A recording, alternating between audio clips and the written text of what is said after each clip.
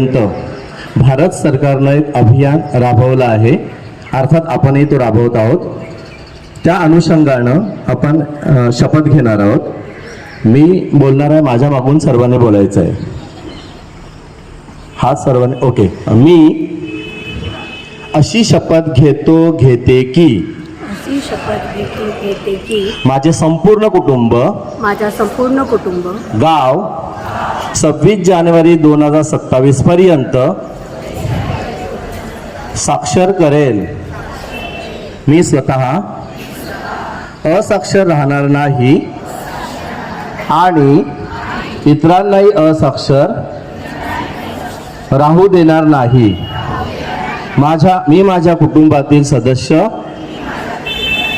आणि मित्र आणि समाजातील प्रत्येक व्यक्तीला वाचन, लेखन व संख्याज्ञान शिकवण्यासाठी प्रयत्न करेन। मी किमान 2 असाक्षर व्यक्ती साक्षर करेन, प्रचार प्रसार करेल।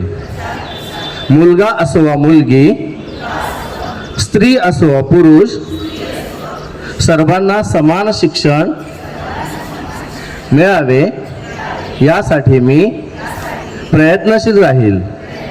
राज्याचे 100% साक्षरतेचे ध्येय गाठण्यासाठी मी माझे सर्वतोपरी व निरंतर योगदान देईन।